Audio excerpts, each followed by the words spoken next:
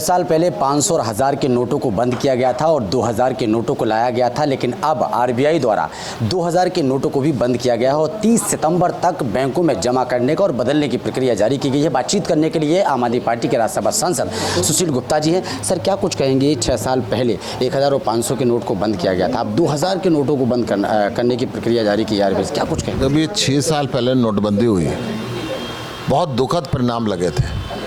सारा हिंदुस्तान लाइनों में लगा था।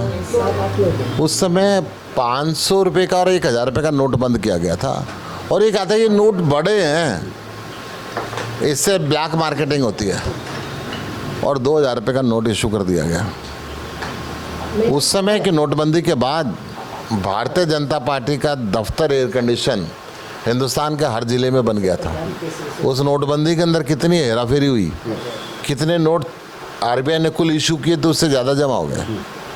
ये आंकड़े जनता के सामने नहीं आए। जनता की दुकानें बंद हो गई, फैक्ट्रियाँ बंद हो गई, कारीगर काम छोड़ के गांव में रहने लगे, भूखे मर गए, कहीं ना कहीं गाड़ी पटड़ी पे चढ़ने लगी थी। अब फिर उन्होंने वो बंद कर दिया।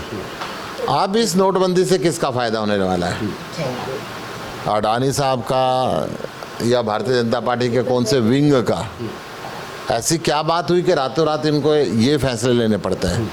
पहले रातों रात फैसला लिया गया, बहन बेटियों के पास जितने पैसे थे निकल गए, आज तक उनके पास दोबारा नहीं जमा हो पाए।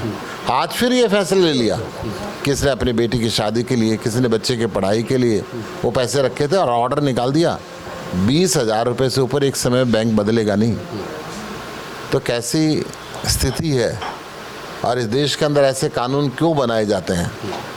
ये केंद्र की सरकार इसका जवाब दे सकती है। लेकिन लगातार जिस तरीके से धरने पर बैठे हुए हैं पहलवान, और जिस तरीके से बृजभूषण शरण जी का 2 दिन पहले ही बयान आया है कि ये लोग ये जो मेडल की बात कर रहे हैं वापस करने की, ये तो 15 रुपये में आता है, लेकिन जो पैसे इन्होंने लिए हैं वो वापस करने पड़े। इस टिप्पणी को लेकर के इससे घटिया टिप्पणी नहीं हो सकती। जिस मेडल के ऊपर पूरा देश गर्व करता है, जिस मेडल की वजह से सारी दुनिया में हिंदुस्तान का नाम रोशन होता है, उस मेडल को 15 रुपये का बताता है। यही सोच आज कहीं ना कहीं इनकी प्रकृति को दर्शाती है। जो इनके ऊपर 38 से ऊपर मुकदमे हैं और अब यौन अपराध की जांच और इनकी गिरफ्तारी को लेके जो पहलवान धरने के ऊपर बैठे हुए हैं, मैं समझता हूं कि उनको न्याय मिलना चाहिए। इनकी गिरफ्तारी तुरंत होनी चाहिए। इनके ऊपर पॉस्को एक्ट लिखा है, इनके ऊपर यौन अपराध का दोष लगा हुआ है। केंद्र सरकार इनको गिरफ्तार करे, दिल्ली पुलिस को आदेश दे और उसकी गिरफ्तारी के बाद निष्पक्ष जांच कराए। लेकिन लगातार जिस तरीके से बृजभूषण शरण जी मीडिया में आकर ये बोल रहे हैं कि प्रधानमंत्री नरेंद्र मोदी और गृह मंत्री अगर कहेंगे तो हम इस्तीफा भी देंगे और अगर जो वो कहेंगे हम वो करने के लिए तैयार हैं, लेकिन क्या कारण है कि प्रधानमंत्री नरेंद्र मोदी और गृह मंत्री अमित शाह इस तरीके का एक्शन? जब देश में किसान आंदोलन चल रहा था तो इनके एक मंत्री के बेटे ने गाड़ी किसानों को ऊपर चढ़ा दी थी, तब भी उन्होंने उनको मंत्री बना के रखा था।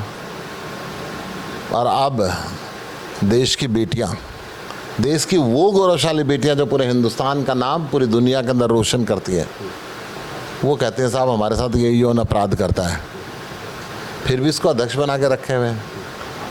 फिर भी केंद्र सरकार इनके लिए एक शब्द नहीं आज तक बोली, तो बहुत ही दयनीय स्थिति है। और वो इंसाफ की प्रतीक्षा के अंदर हैं। इतने लंबे समय से वो वहाँ पर बैठे हुए हैं, पूरे देश के लोग वहाँ पर आ रहे हैं, परंतु केंद्र सरकार शायद आँख और कान दोनों बंद करके अपने सांसद बृजभूषण शरण का सपोर्ट कर रही है। कल केंद्र सरकार के द्वारा जो अध्यादेश ले आया गया है उसके लिए क्या कुछ कहेंगे सर? क्या प्रतिक्रिया आम आदमी पार्टी की? इससे शर्मनाक कार्य कोई नहीं हो सकता। देश की चुनी हुई सरकार के अधिकारों को कटौती कर देना, केंद्र सरकार सत्ता के लालच के अंदर संविधान और सुप्रीम कोर्ट को दरकिनार कर देना, 3 बार हारने के बाद भी दिल्ली के मौका ना छोड़ पाना, ये स्पष्ट दर्शाता है कि भाजपा की कथनी और करनी के अंदर बहुत ज़्यादा अंतर है।